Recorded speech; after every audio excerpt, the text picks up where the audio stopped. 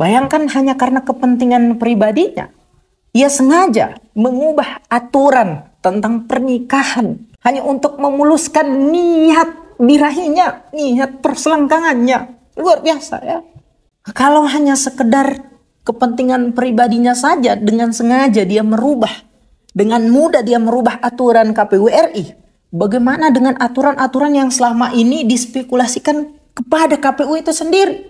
Tentang pelanggaran etik, tentang meloloskan dinasti politik, tentang meloloskan Gibran, tentang hari ini meloloskan Kaisang dalam pengubahan teknis aturan pilkada.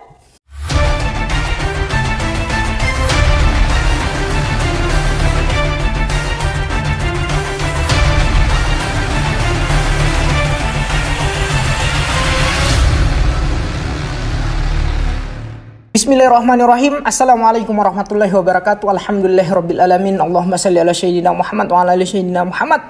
Balik lagi di Blog Kosoto Channel dalam obrolan berita-berita populer. Ketua KPU dipecat atas keterlibatan tindak asusila, pelecehan ataupun urusan perselangkangan beliau. Yang mana kasus ini sebetulnya berawal dari sejak September 2023 sampai dengan April 2024. Baru kemudian setelah dari situ pengadu yang didampingi oleh teman-teman lembaga bantuan hukum ini melaporkan tindak asusila, yaitu Ketua KPU RI kepada salah satu petugas PPLN. Memutuskan 1. Mengabulkan pengaduan pengadu untuk seluruhnya. 2. Menjatuhkan sanksi pemberhentian tetap kepada Tradu Hasyim Asyari selaku Ketua merangkap anggota Komisi Pemilihan Umum terhitung sejak putusan ini dibacakan. Luar biasa, ya. Ketua KPU RI, orang yang menjalankan tugas kepentingan umum, kepentingan publik, adalah orang yang tidak lebih dari hanya sekedar seorang cabul, seorang yang mementingkan urusan perselangkangan, seorang yang hanya sekedar mementingkan nafsu birahinya. Ya. Hasyim dinyatakan melanggar kode etik penyelenggaraan pemilu karena melakukan tindakan asusila terhadap seorang perempuan anggota panitia pemilihan luar negeri Den Haag Belanda. Hasyim disebut menggunakan relasi kuasa untuk mendekati, membina hubungan romantis dan berbuat asusila terhadap pengadu, termasuk di dalamnya menggunakan fasilitas jabatan sebagai Ketua KPU RI. Keduanya disebut beberapa kali bertemu, baik saat Hasyim melakukan kunjungan ke Eropa atau sebaliknya saat korban kunjungan dinas ke Indonesia.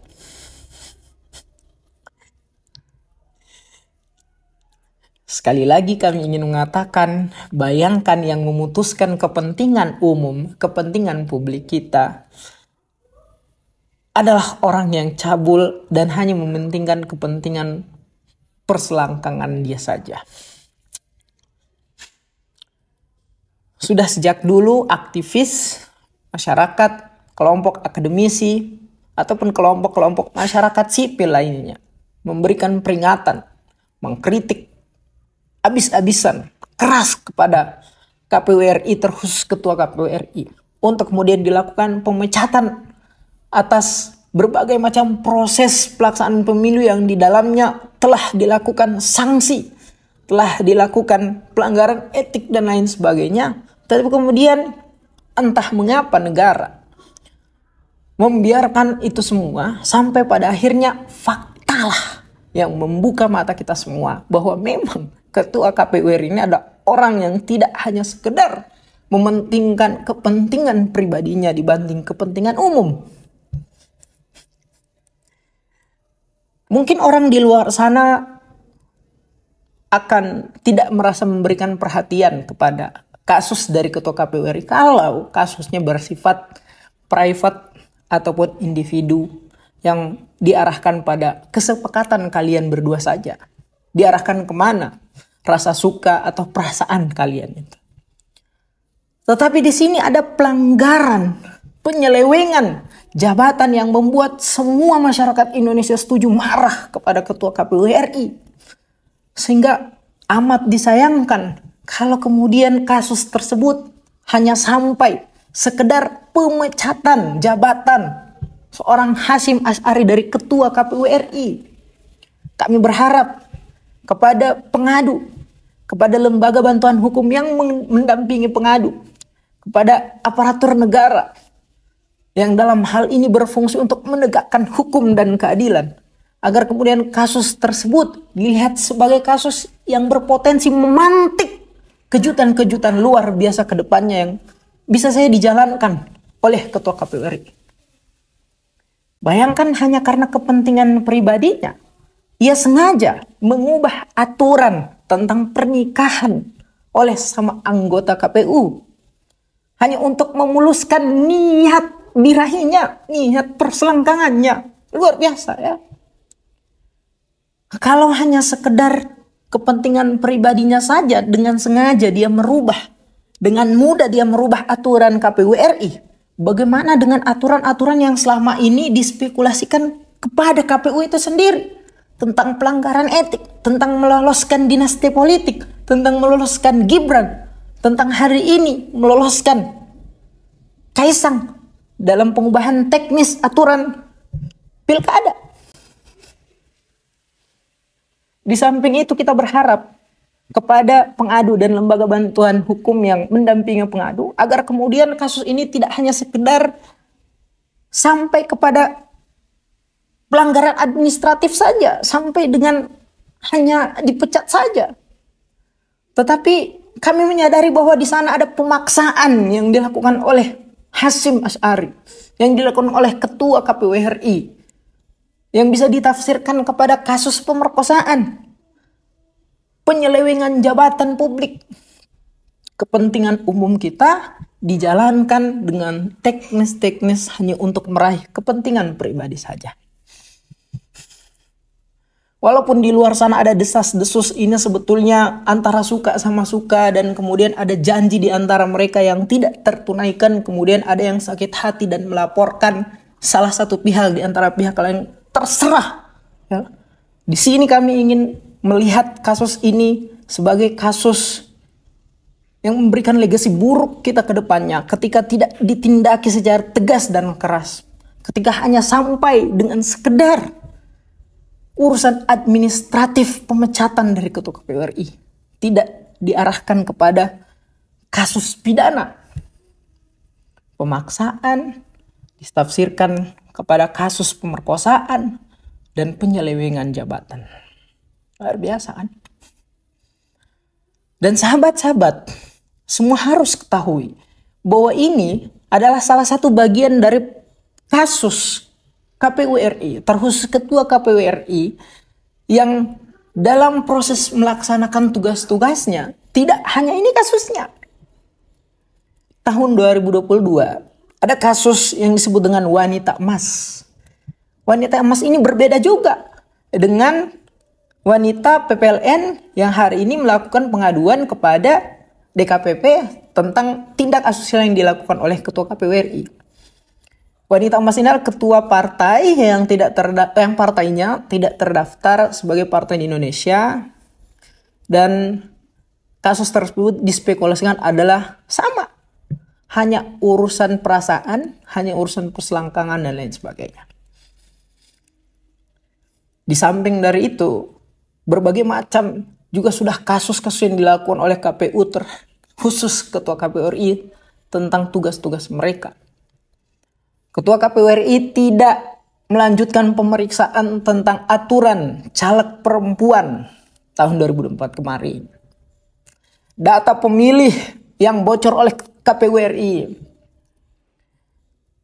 Pelanggaran etika yang dilakukan oleh Ketua KPU RI atas meloloskan Gibran. Ya. Setelah semua itu selesai, amanlah beliau dipecat. Ya. Bukan tidak mungkin kalau urusan pribadi beliau saja dengan mudah ia ubah, bagaimana dengan urusan-urusan yang bersifat tekanan ataupun atas kemauan dia sendiri, asalkan ada materi ataupun suapan-suapan yang besar, ya.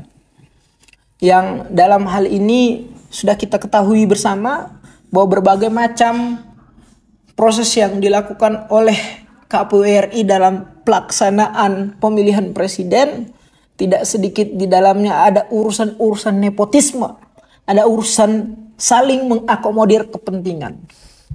Nah, ini yang mesti kita catatkan atas kasus dari Ketua KPU RI ini, ya.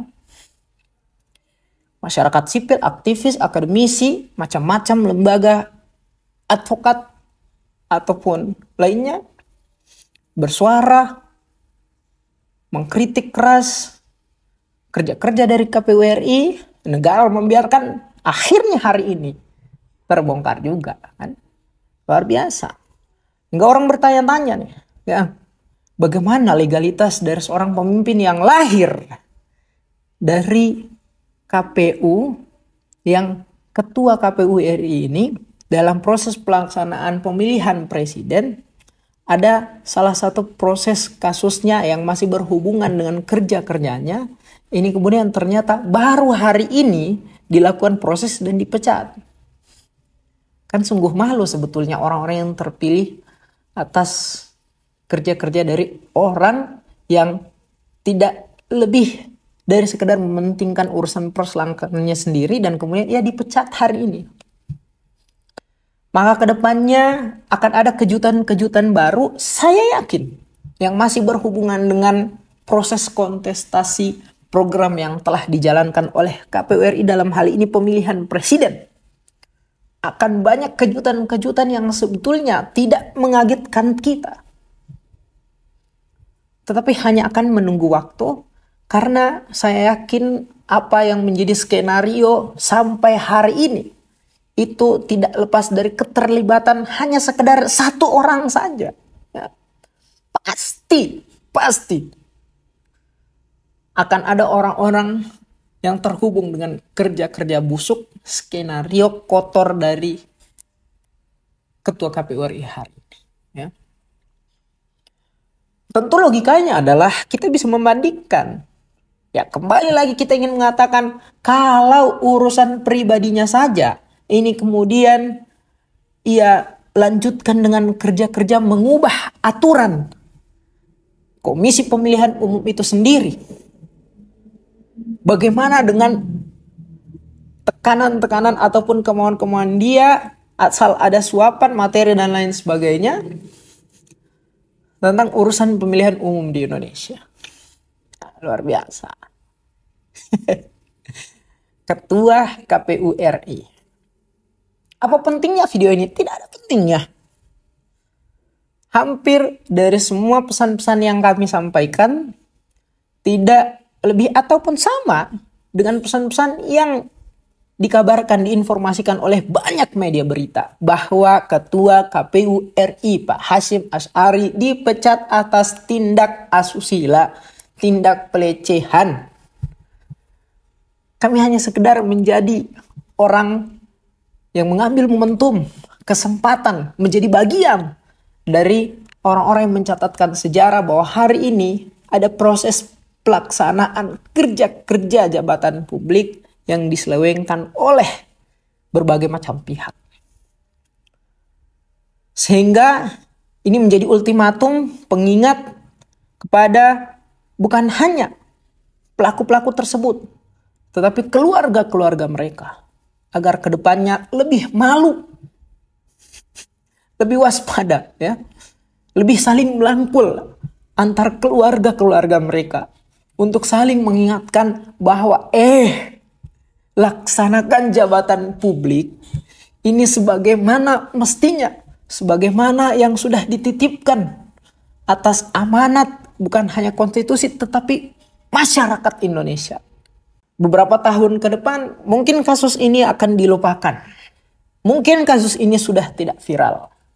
Tetapi berkat adanya dokumentasi, video ataupun pemberitaan-pemberitaan dari berbagai macam media berita tentang kasus ini, agar selalu menjadi pengingat, refleksi dari seluruh masyarakat Indonesia, terkhusus para pejabat publik, terkhusus keluarga-keluarga pejabat publik yang harusnya tahu malu bahwa hari ini ada keluarga kalian yang menjalankan fungsi jabatan publiknya tidak lebih dari hanya sekedar mementingkan kepentingan pribadinya, terkhusus kepada Ketua KPU RI. Tidak lebih hanya sekedar mementingkan urusan perselangkangan, urusan nafsu birahinya, urusan perasaan, dan urusan batangnya. Luar biasa nih Ketua KPU RI, ya. Gibran selesai, dinasti politik selesai, Kaesang on the way. Terima kasih kepada Ketua KPU RI, thanks atas segala macam legasi buruk yang sudah Anda berikan kepada kita, ya, kepada bangsa Indonesia. Tidak malu-malu, setelah dari situ Ketua KPU RI ini kemudian press conference, dikutip dari berbagai macam media berita. Ia mengucapkan alhamdulillah, terima kasih kepada DKPP yang telah membebas tugaskan saya atas tugas yang berat ini.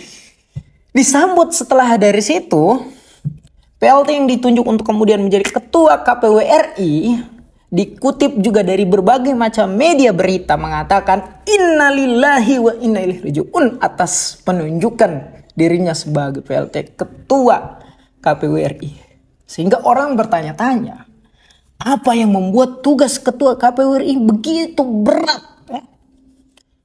Bayangkan orang yang dipecat mengucapkan alhamdulillah dan terima kasih telah membebas tugaskan saya dari tugas yang berat ini. Dilanjut dari orang yang kemudian ditunjuk pengganti beliau mengucapkan, merespon penugasan tersebut, innalillahi. Padahal tugas, hak, wewenang, sekali lagi kami mengatakan, seluruhnya telah diatur dalam konstitusi negara. Seluruhnya telah dibagi, dipetakan tentang ini fungsi Anda, ini wewenang Anda, ini hak Anda. Jalankan sebagaimana mestinya. Apakah mungkin ada tekanan-tekanan yang sangat luar biasa di luar sana yang berhubungan dengan kerja-kerja Ketua KPU RI yang tidak mereka bisa lepaskan? Sehingga tugas dari Ketua KPU RI ini tidak hanya sekedar tugas-tugas yang telah diatur dalam administrasi negara. Kalau sudah sampai dengan tahap itu, luar biasa amburadulnya negara kita. Luar biasa kacaunya keadaan negara kita. Ya. Lembaga-lembaga negara tidak lagi dijalankan dengan sekedar fungsi, wewenang, hak dan tugas mereka, tetapi tidak lepas dari tekanan-tekanan yang luar biasa yang tentu saja jauh lebih tinggi daripada mereka. Ini artinya negara Indonesia akan berorientasi kepada negara otoritarian yang tidak nampak, tetapi sistem pelaksanaannya sama dengan negara pemaksaan. Luar biasa nih sahabat-sahabat semua, ya. Sehingga dalam momentum, dalam kesempatan, dalam setiap hal-hal yang bersifat kasus di Indonesia, jangan sampai kehilangan jejak untuk kemudian meninggalkan catatan bahwa hari ini telah terjadi kasus seperti ini, bahwa hari ini telah terjadi kejadian seperti ini, dan lain sebagainya. Sehingga kekuatan yang besar yang bersifat penekanan tadi yang akan mengarahkan sistem Indonesia pada negara otoritarianisme ini kemudian tidak semakin menguat, tidak semakin besar.